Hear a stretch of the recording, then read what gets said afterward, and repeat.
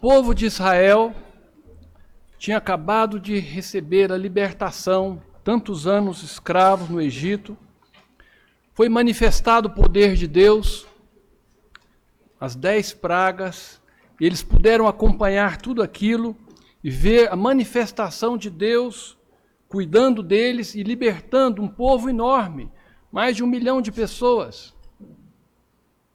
E agora eles chegam nessa situação, uma situação muito difícil, muito complicada.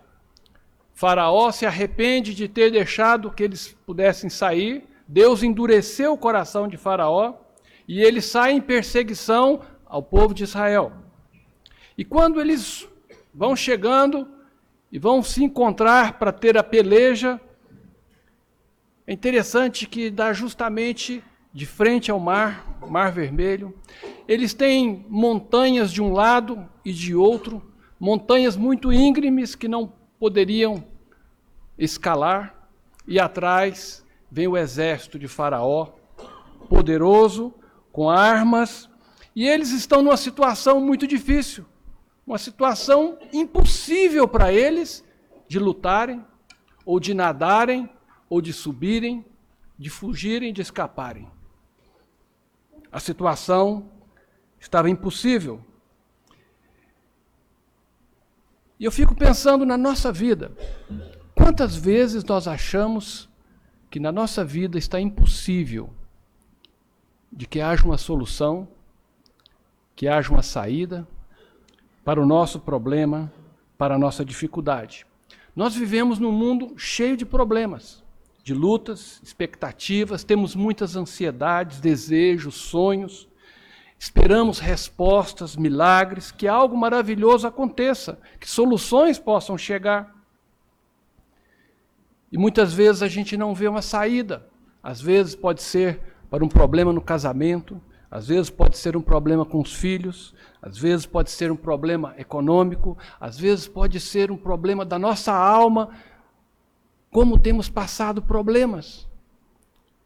Eu ontem, conversando com uma pessoa que me encontrei, um conhecido, ele em poucos minutos foi expondo tantos problemas, mágoas, amarguras, ressentimentos, brigas com familiares. Como isso causa problemas e muitas vezes nós não vemos solução. Situações muito difíceis que achamos que são impossíveis. Deus não falou que nós não teríamos problemas. Deus não falou para o povo de Israel que eles sairiam, que não teriam problemas. No mundo tereis aflições, mas tem de bom ânimo, eu venci o mundo.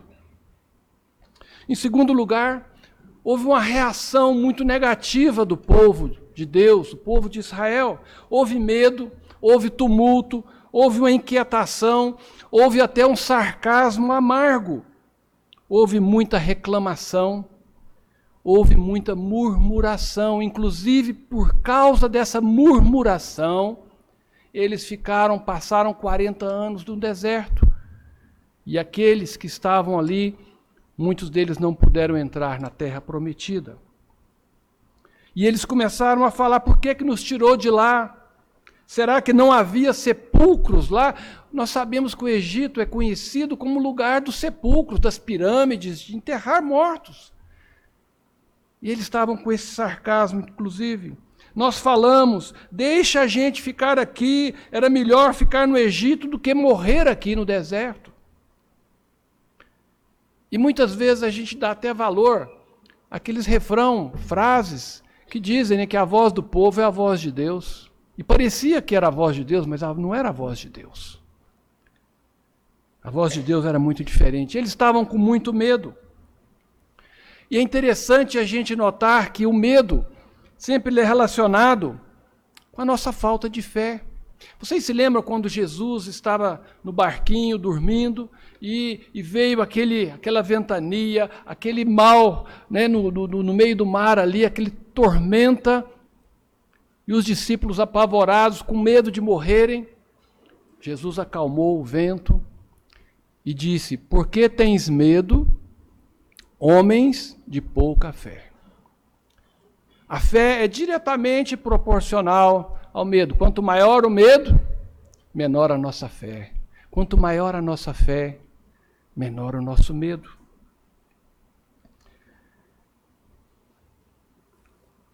Nós muitas vezes fazemos muito parecidos com o povo de Israel. Começamos a reclamar, começamos a murmurar diante das dificuldades, diante dos problemas. Por que que eu me casei? Eu devia ter dado ouvido à minha mãe. Por que que eu vim para cá? Por que que eu mudei de lugar? Por que que eu fiz isso? E nós começamos a ver, eu estou com medo do futuro. A minha empresa, os meus negócios, as finanças. Eu me lembro bem de num momento lá no Japão, preocupado com o nascimento da Michele, se os pulmões dela estariam formados, porque ela era prematura. Os médicos falaram que ela poderia ficar cega, que ela não poderia, às vezes, ter a visão. E eu fico pensando, mas nós colocamos o nome quando ela nasceu. Nós não perguntamos nada para os médicos se estava tudo bem. Nós colocamos o nome dela de Michele, que significa quem é como o Senhor. Porque a nossa esperança e a nossa confiança estava em Deus e não nas circunstâncias. Em outra ocasião, no Japão, no ano anterior, houve muitos terremotos. E teve um dia que foi tão forte, eu me assustei tanto que eu olhei para a Mirna, para o Mateus, que ainda não tínhamos a Michele, e eu pensei, será que eu trouxe a minha família para morrer aqui no Japão? Eu estava com medo. E eu fico pensando que sem Jesus, muitas vezes vem o desespero. Pessoas que não têm o recurso, a saída. As lutas são muito maiores do que nós podemos enfrentar. Nós somos muito frágeis. Ontem, ao conversar com esse amigo, ele estava mostrando a cirurgia que tinha feito. E ele tão forte, saudável, pedala muito a bicicleta, faz exercícios, tudo. Ele falou assim, olha, a gente percebe que não é nada, que nós somos tão frágeis, que de um momento para outro nós podemos, a nossa vida se vai. Então todos nós passamos essas lutas, as dificuldades, problemas, perseguições, frustrações, ansiedades. Agora, Deus tem propósito em todas essas coisas, porque Deus não é Deus de brincadeira, para ficar brincando conosco. Todas as coisas cooperam para o bem daqueles que amam a Deus. Ele tem propósitos definidos na nossa vida, e a gente precisa aprender a confiar, a saber que nós somos filhos. Em terceiro lugar, Moisés fala muito isso. Não temais. Ele tinha esperança. Ele clamou a Deus. E a gente vai lendo nesse livro de Êxodo, sempre que tinha problemas, sempre que havia necessidades, ele clamava ao Senhor. Clamar é pedir socorro, é pedir ajuda àquele que pode fazer o impossível acontecer. Quem anda com Deus não vê apenas o mundo natural, mas o espiritual também. Nós vemos também lá em 2 Reis, quando Eliseu, o servo dele, eles estavam cercados. E aquele servo ficou apavorado. E ele, assim, o servo do homem de Deus, levantou-se bem cedo pela manhã, e quando saía, viu que uma tropa com cavalos e carros de guerra havia cercado a cidade. Então ele exclamou, ah, meu senhor, o que faremos? O profeta respondeu, não tenha medo. Aqueles que estão conosco são mais numerosos do que eles. E Eliseu orou, Senhor, abre os olhos dele para que veja. Então o Senhor abriu os olhos do rapaz, que olhou e viu as colinas cheias de cavalos e carros de fogo ao redor de Eliseu. Dá para imaginar a cena? Né? Um exército todo em volta deles ali da cidade, aquele rapaz apavorado, e Eliseu está tranquilo, porque ele tinha aquela visão espiritual, conseguia ver o que Deus estava fazendo.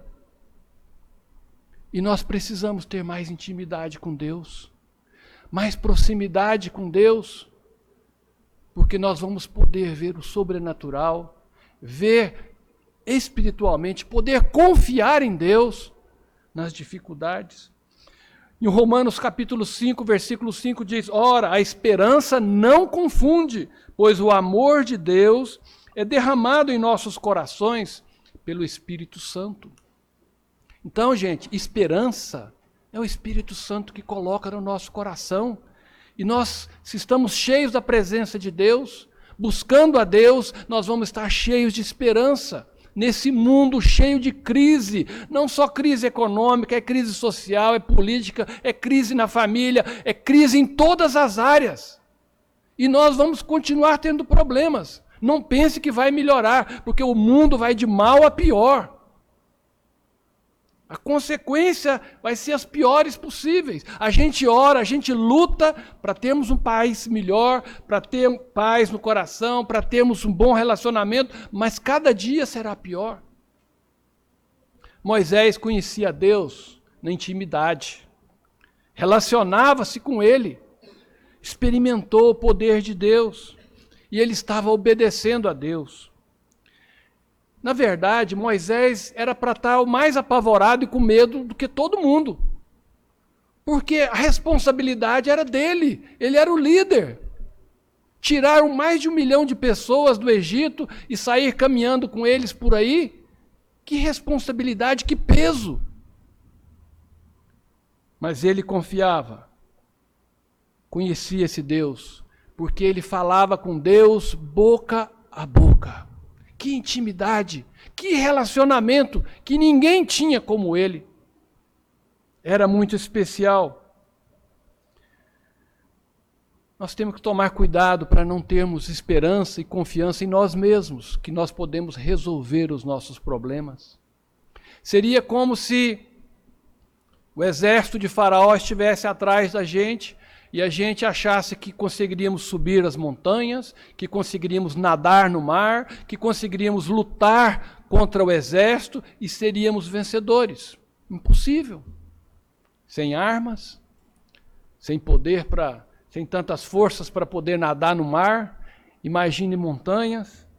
Muitas vezes nós nos achamos muitas coisas, nos achamos poderosos, mas a nossa confiança, a nossa esperança tem que estar em Deus.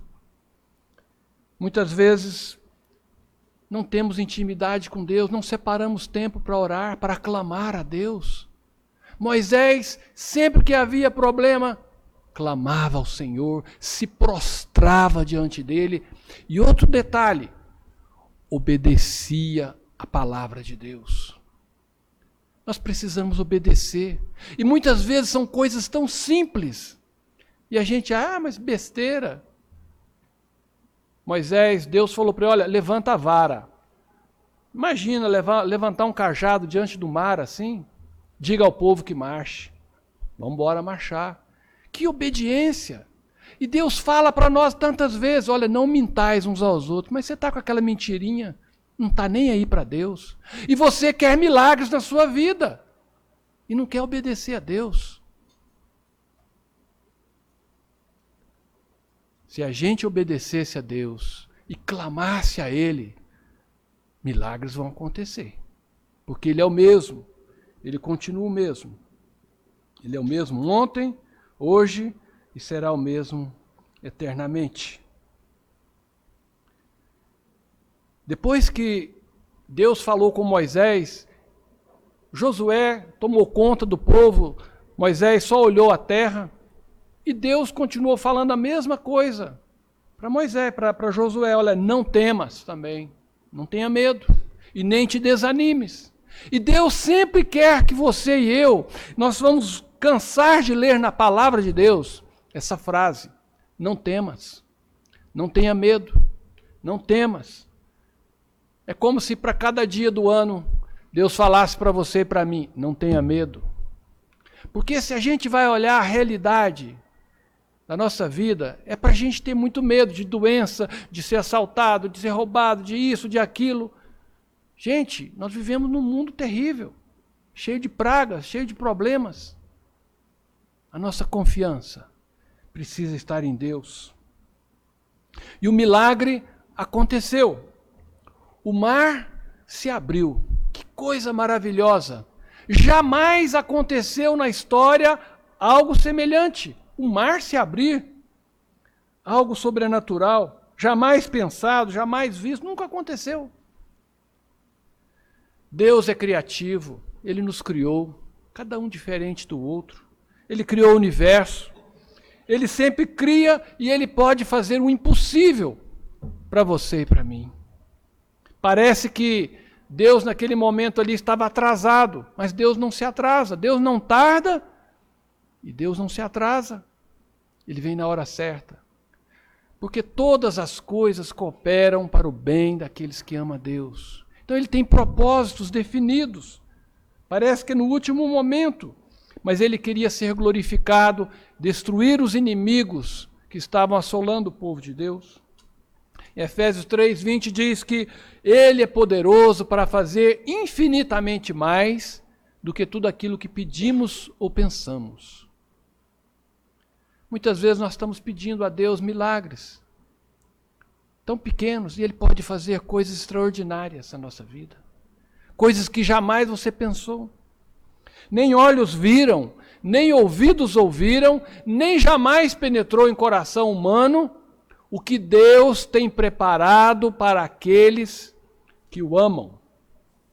Que coisa maravilhosa nós nos agarrarmos nessas promessas. Então, que na sua vida e na minha, Deus pode fazer o impossível. Deus pode mudar a sua esposa, Deus pode mudar o seu esposo, Deus pode mudar o seu filho, Deus pode mudar os seus negócios, Deus pode transformar os relacionamentos, Ele pode te dar paz ao seu coração, Ele pode tirar essa amargura, Ele pode tirar tudo aquilo que está perturbando, atrapalhando, tirando o sossego da sua vida. Ele pode dar sentido à sua vida. E às vezes Ele faz de uma forma diferente do que a gente pensa. Eu creio que o povo de Israel nunca pensaria que o mar se abriria, nunca tinha aberto. Era uma coisa nova. Imagine que ficou de um lado e de outro, água, e eles passando no meio. É como se fosse um muro. Uma coisa impensada. Mas Deus age da forma como Ele quer, porque Ele tem todo o poder. E Ele pode fazer como Ele quiser. Deus age da maneira que quer. Ele faz o melhor.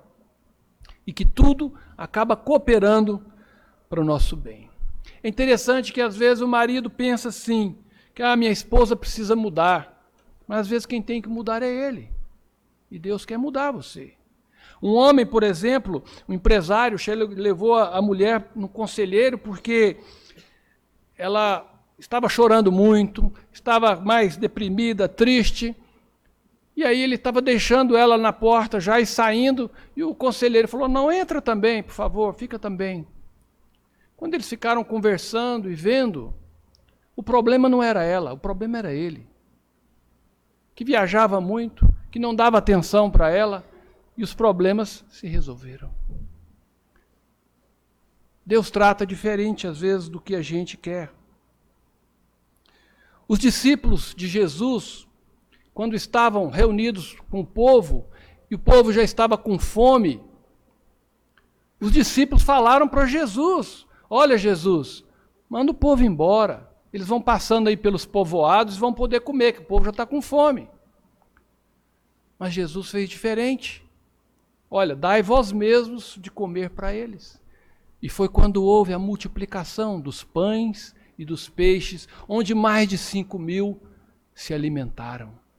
Nunca tinha se pensado nisso, em multiplicar pães, multiplicar peixes. Mas Deus é o Deus do impossível. Ele é o que pode fazer todas as coisas.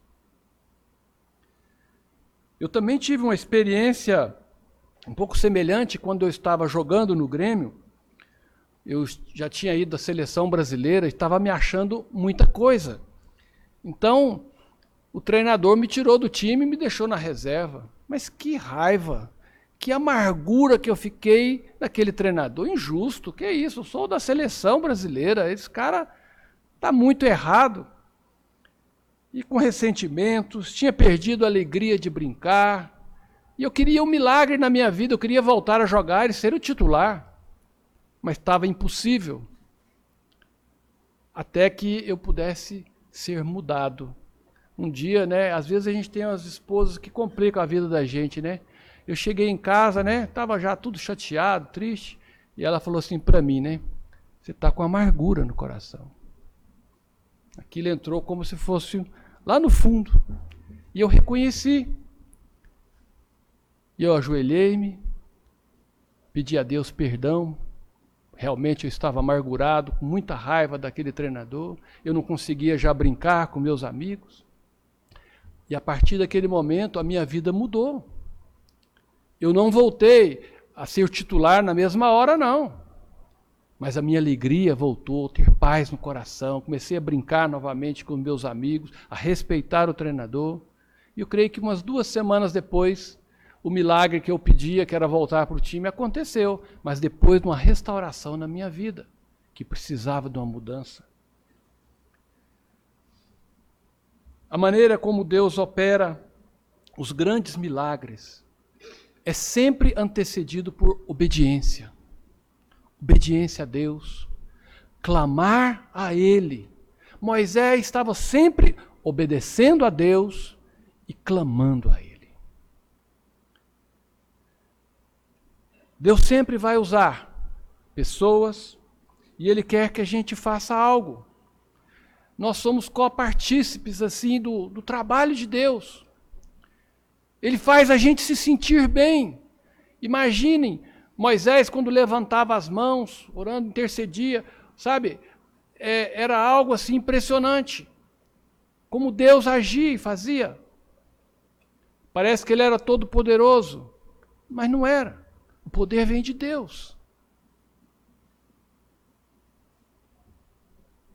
O milagre é por conta de Deus.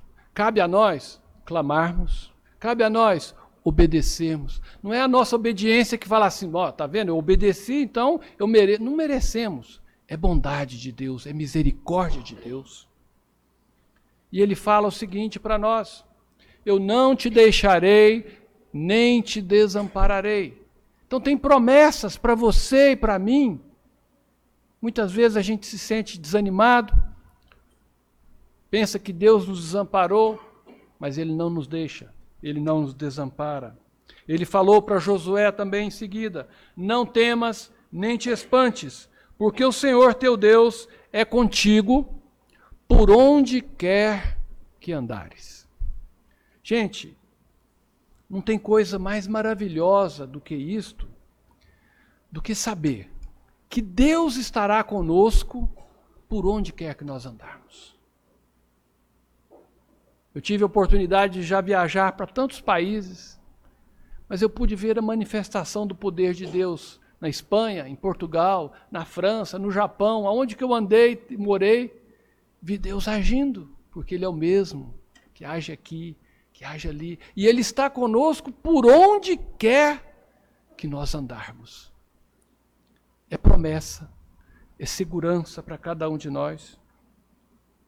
Eu não sei como é que está a sua vida hoje. Quais são os seus problemas?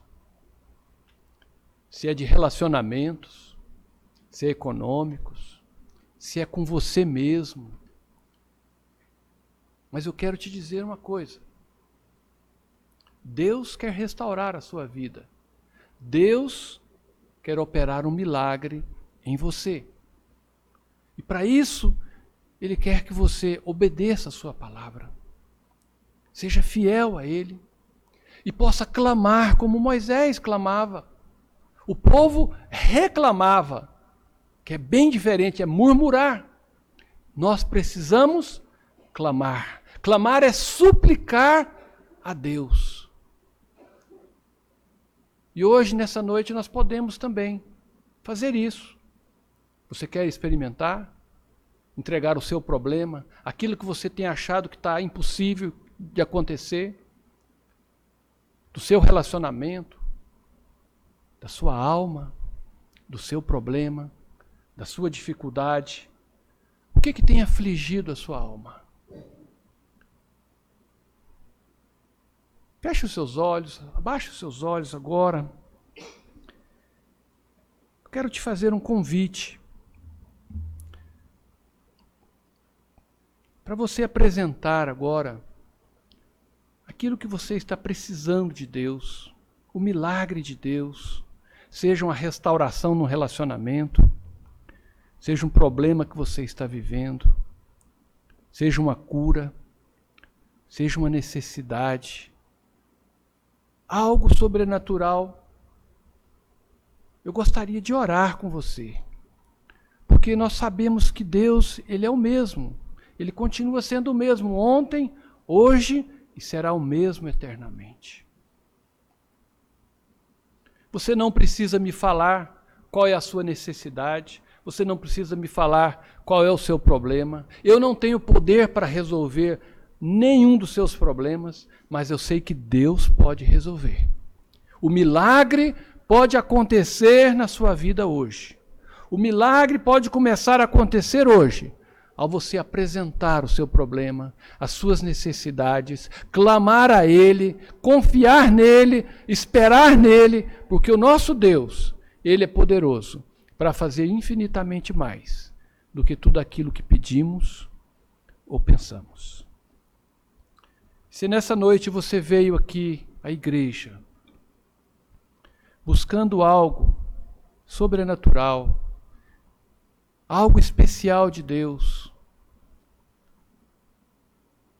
uma mudança, uma transformação, uma cura, eu gostaria de que você apresentasse isso para Deus agora. Que você ficasse de pé, eu gostaria de orar com você e por você. Não precisa me falar para ninguém qual é a sua necessidade, mas fique de pé, eu quero orar com você. Em nome de Jesus.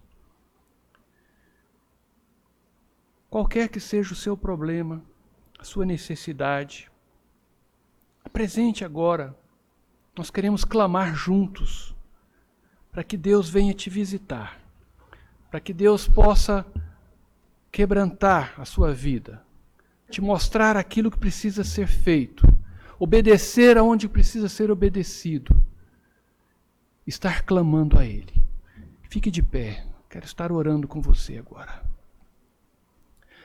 Ó Deus, o Senhor conhece cada coração, Pai. Quantos têm sofrido decepções, tristezas, mágoas, ressentimentos. Eu quero te pedir que o Senhor venha visitar cada coração, que o Senhor possa trazer a tua paz, que excede todo entendimento. Pai, muitos têm buscado soluções para problemas de relacionamentos, problemas econômicos, problemas de toda sorte, ó Pai, que nós vivemos aqui nesse mundo. E eu quero te pedir, ó Pai, que eles estão agora numa atitude de clamor ao Senhor, de entrega de cada problema, que o Senhor venha e visite cada coração, mostrando, transformando, libertando, curando, para a tua honra e para a tua glória, ó Pai. Que o teu nome seja exaltado na vida de cada um aqui, Senhor. Que o Senhor possa fazer grandes coisas. Porque o Senhor é um Deus de amor e é um Deus de poder, que nos visita, ó Pai, e que quer o nosso bem. Pai, transforma as nossas vidas para a tua honra e para a tua glória. Em nome de Jesus. Amém.